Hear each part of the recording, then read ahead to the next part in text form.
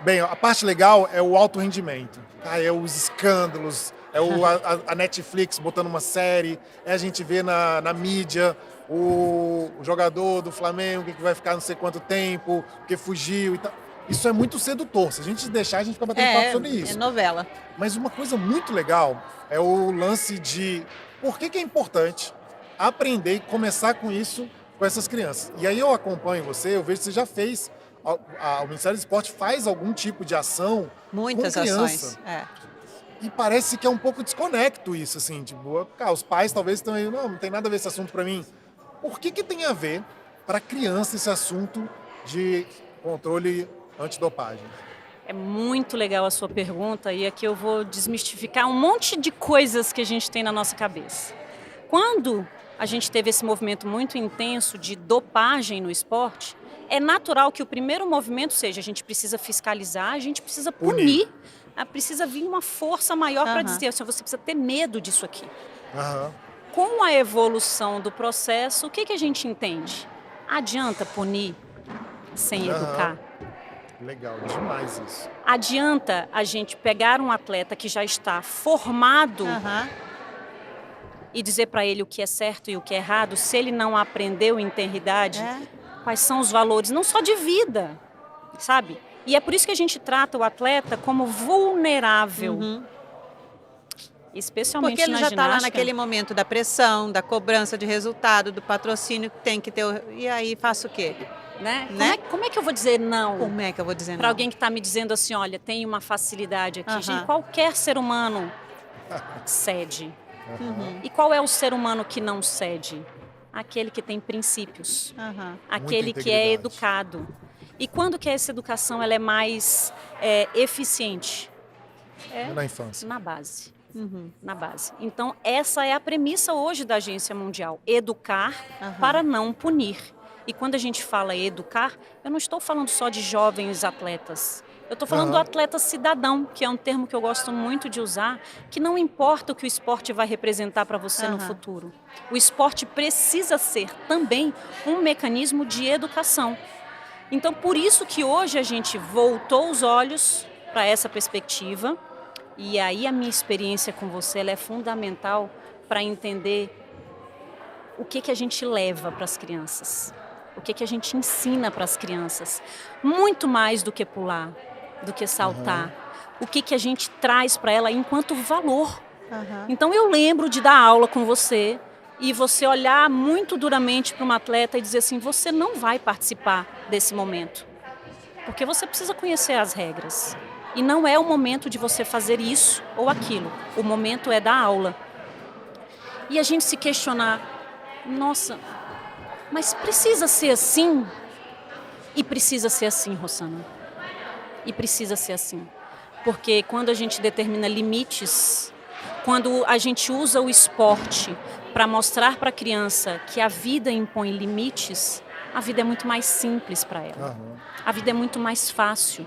E a gente percebe que as crianças que têm essa perspectiva da disciplina no esporte, da regra, dos valores essenciais, ela sabe dizer não. Né?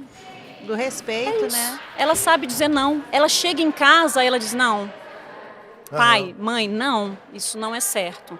Olha, a Lívia o tempo todo comigo. Mamãe, eu tenho aula de judô, eu não posso chegar atrasada. Não pode chegar atrasada. É uma regra.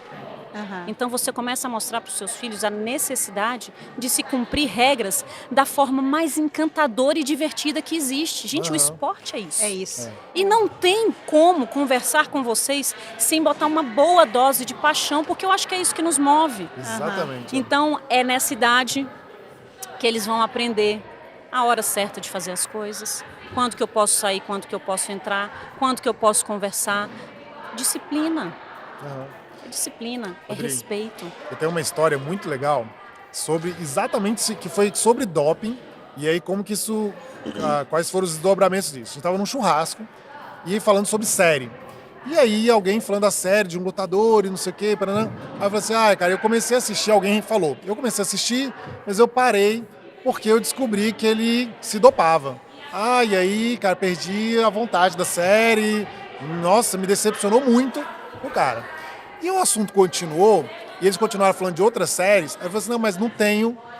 Aí alguém falou, não, mas não tenho, não sei, ou no Netflix, ou em algum HBO, enfim. Aí ele falou assim, não, mas no Gato.net que tu tem, já tem o negócio. Aí eu falei assim, não, calma aí, para tudo. Você se decepcionou porque o cara se dopou, mas você tem Gato.net, e eu sei que virou uma piada na hora, todo mundo riu mas e tal. Isso, né? Mas olha como que isso a gente acha muito errado o outro se dopar, mas eu não acho errado eu usar o Gato.net. A gente não... os princípios que a gente tem, eles são bem, né? Ó, pra você... O limite é tênue, né? Eu cobro de você, mas pra mim, não, é só uma coisa. Como que isso...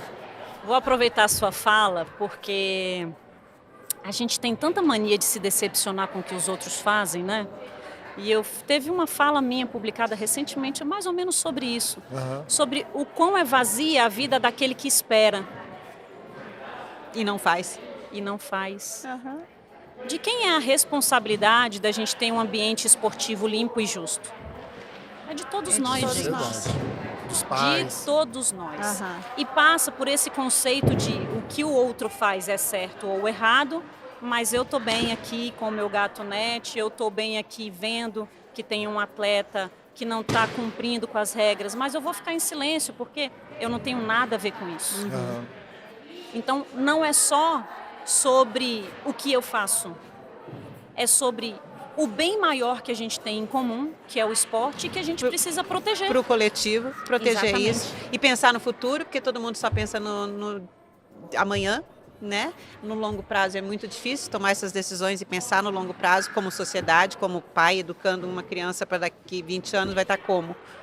Né? E essa é uma fala muito que me toca particularmente, porque eu já estive em todos os ambientes do esporte, né? Eu já tive como treinador aprendiz, eu já tive como mini querida atleta, né? Praticando atividade física, e eu venho do esporte que é a capoeira e a ginástica, que tem essa disciplina, que tem esses conceitos muito enraizados, mas a gente nunca imagina que o nosso papel vai além do fazer, para nós e para o nosso ambiente restrito e próximo. Então, quando a gente ensina uma criança que mais do que fazer o certo, ela precisa olhar para o coleguinha dela, ela precisa respeitar a vez do coleguinha, ela precisa ter empatia, ela precisa saber que a competição não está conectada com o desrespeito, que o seu adversário é responsável pela sua vitória, entendeu? Então a gente precisa lidar com isso e a disciplina vem nesse momento.